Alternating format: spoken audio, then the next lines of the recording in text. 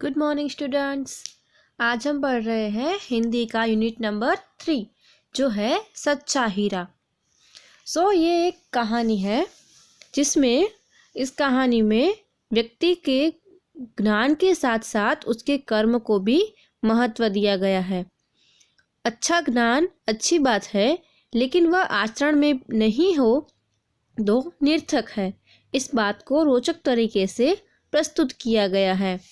इस कहानी में क्या दिया गया है कि ज्ञान तो सबके पास होता है, हर कोई ज्ञानी हो सकता है, लेकिन उस ज्ञान को हमें हमारे आचरण में भी लाना चाहिए। वहाँ पे हमें हमारे आचरण में भी उसका उपयोग करना चाहिए। इस बात को यहाँ पे एक बहुत ही अच्छी तरीके से समझाया हुआ है। आगे हम लाइन बाय लाइन जो स्टोरी है वो देखते हैं। सूर्य अस्त हो रहा था। पक्षी चहचहाते हुए अपने अपने नीड की ओर जा रहे थे। गांव की कुछ स्त्रियां पानी लेने के लिए घड़े लेकर कुएं की ओर चल पड़ी। पानी भरकर कुछ स्त्रियां तो अपने घरों को लौट गई, परंतु उनमें से 4 कुएं की पक्की जगह पर बैठकर आपस में इधर उधर की बातें करने लगी। बातचीत करते करते बात बेटों पर जा पहुंची। उनमें से एक की उम्र सबसे बड़ी लग रही थी। वह कहने लगी, भगवान सबको मेरे जैसा बेटा दे। मेरा बेटा लाखों में एक है। उसका कंठ बहुत मधुर है। वह बहुत अच्छा गाता है। उसके गीत को सुनकर कोयल और मैना भी चुप हो जाती है। लोग बड़े चाव से उसका गीत सुनते हैं। अभी यहाँ पे जो स्टोरी कहाँ से स्टार्ट हो रही है कि सूर्य अस्त हो रहा था, यानी कि दिन ढलने को था, और दिन ढलते ही सारे पक्षी जो है वो अपने अपने घर की ओर, अपने घोंसले की ओर जा रहे थे। यहाँ पे लिखा है नीड का मतलब होता है घोंसला। सारे पक्षी जो थे वो अपने अपने घोंसले की तरफ जा रहे थे, और गांव की स्त्रियां उस समय में तालाब से पानी भरने के लिए कुएं पे पानी भर रही थी, और कुछ स्त्रियां घर पे चली गई, और उनमें से कुछ स्त्रियां थी वो वहां पे ही बैठकर बातें कर रही थी। यहाँ पे इधर उधर की बातें करना यानी कि गप्पे मारना, ऐसे ही वो फ्री टाइम में इधर उधर की कुछ बातें कर रही थी। और जैसे ही बात करते करते बेटे के बारे में बात निकली, तो एक स्त्री ने क्या कहा कि भगवान सबको मेरे जैसा बेटा दे, क्योंकि उसका बेटा जो है वो बोलती है कि लाखों में एक है, यानी कि वो बहुत ही विशिष्ट है। उसके जैसा और किसी का बेटा नहीं हो सकता। उसके बेटे का जो कंठ है वो बहुत ही मधुर है, वो बहुत ही अच्छा गाता है, यानी कि उसकी आवाज़ जो है वो बहुत ही मधुर आवाज़ है, और लोग उसको बड़े ही चाव से यानी कि वो लगन से उसको सुनने के लिए वो सब लोग आतुर रहते हैं। इसलिए वो अपने बेटे की तारीफ करती है। फिर आगे क्या होता है कि उसकी बात सुनकर दूसरी स्त्री का मन हुआ कि वह भी अपने बेटे की प्रशंसा करे। उसने पहली स्त्री से कहा, मेरे बेटे की बराबरी कोई नहीं कर सकता। वह बहुत ही शक्तिशाली और बहादुर है। वह बड़े बड़े बहादुरों को भी पछाड़ देता है। वह आधुनिक युग का भीम है। यह सब सुनकर तीसरी औरत भला कैसे चुप रहती। वह बोल उठी, मेरा बेटा साक्षात बृहस्पति का अवतार है। वह जो कुछ पढ़ता है एकदम याद कर लेता है। ऐसा लगता है मानो उसके कंठ में सरस्वती का निवास हो। जैसे आपको पिक्चर में दिख रहा है, 4 स्त्रियां हैं, तो पहली ने अपने बेटे की तारीफ की, तो फिर दूसरी कैसे चुप रहती। दूसरी स्त्री ने भी कहा कि मेरा बेटा तो मेरे बेटे की तो कोई बराबरी ही नहीं कर सकता, क्योंकि यानी कि बराबरी नहीं कर सकता मतलब कि कोई उसका मुकाबला ही नहीं कर सकता है। वो बहुत ही ज़्यादा शक्तिशाली है, और वो हर किसी को हरा देता है, और वो आधुनिक युग का यानी कि अभी का वो जैसे उनको भीम माने वैसा वो ताकतवर है, वो भीम की तरह ताकतवर है। तो दूसरी स्त्री जब भी अपने बेटे की तारीफ करती है, वह सुनकर तीसरी स्त्री भी बोलने लगी कि इसमें क्या है, मेरा बेटा तो साक्षात बृहस्पति का अवतार है। यानी कि वो बोलती है बृहस्पति यानी कि वो कौन है, देवों के गुरु माने जाते हैं।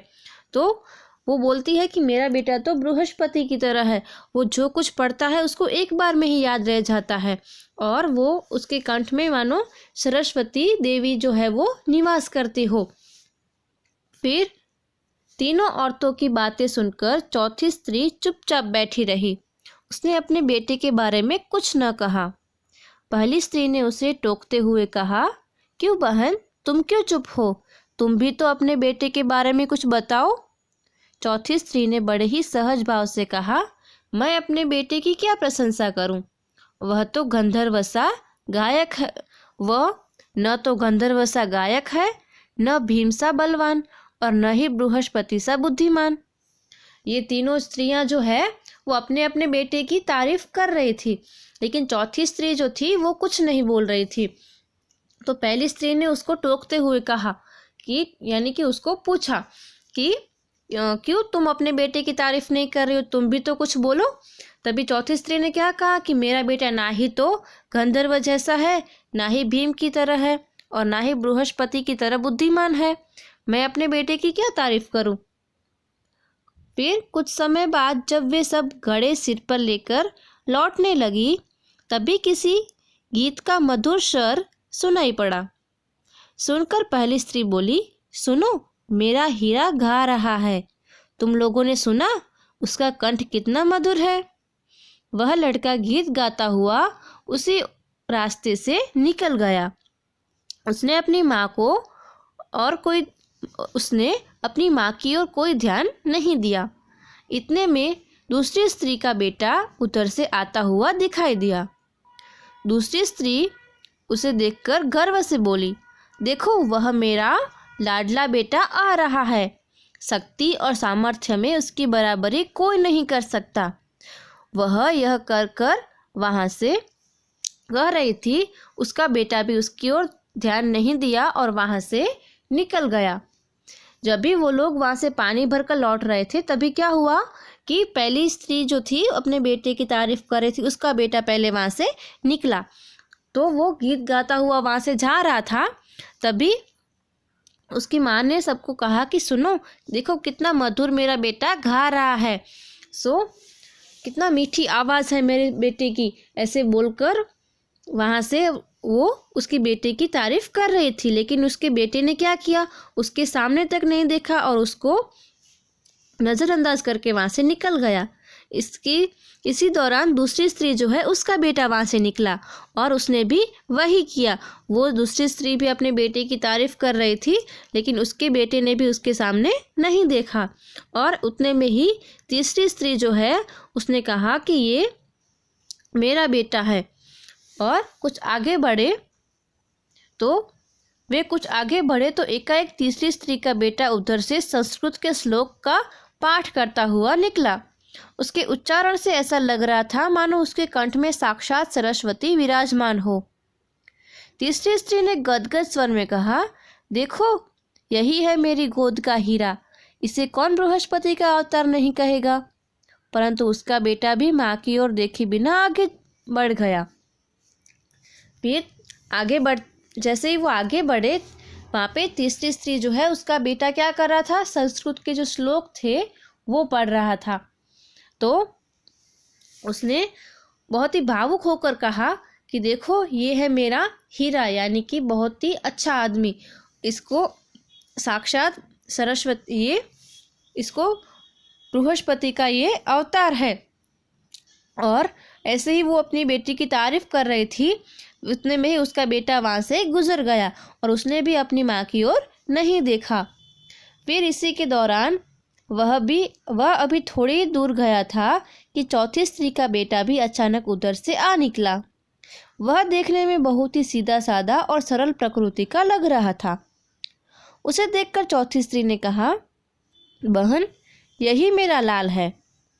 फिर तीनों स्त्री के बेटे अपने अपने वहाँ से निकल गए। उसी दौरान थोड़ी देर के बाद क्या हुआ, चौथी स्त्री जो थी जिसने कुछ नहीं बोला था, उसका बेटा वहाँ से गुजरा।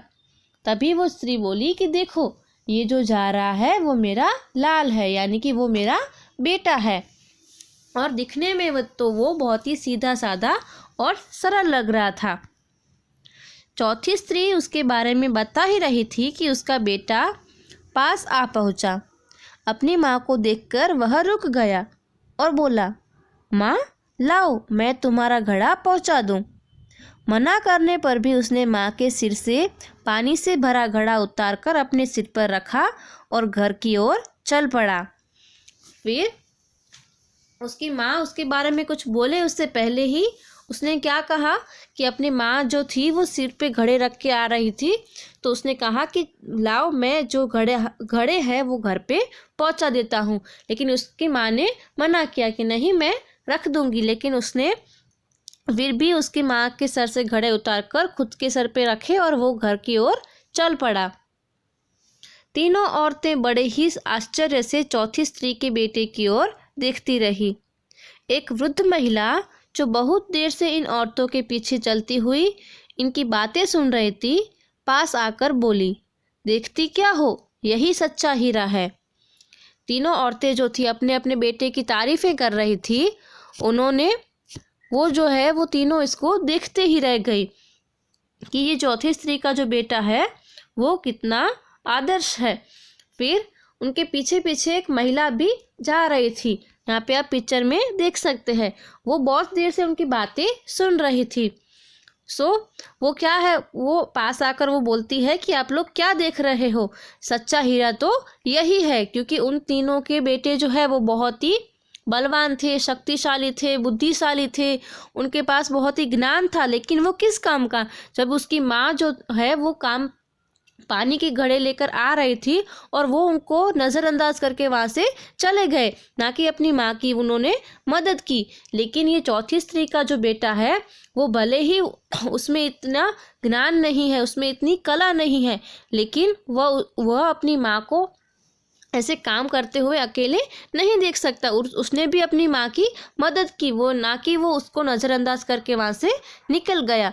इसीलिए वो जो वृद्ध महिला है वो क्या बोल रही है कि सच्चा हीरा तो यही है, यही जो है वो एक अच्छा आदमी है। यानी कि वो सच्चा हीरा होना यानी कि बहुत ही अच्छा आदमी होना, यानी कि बहुत ज़्यादा ज्ञान जो है वो काम नहीं आता है हर जगह पर वो ज्ञान को हमें क्या करना चाहिए, हमारे जो कर्म है, हमारे कर्तव्य है, उसमें भी हमें उसको उतारना चाहिए। ओके, सो आगे है शब्दार्थ। हीरा, हीरा यानी कि नर रत्न, बहुत ही अच्छा आदमी।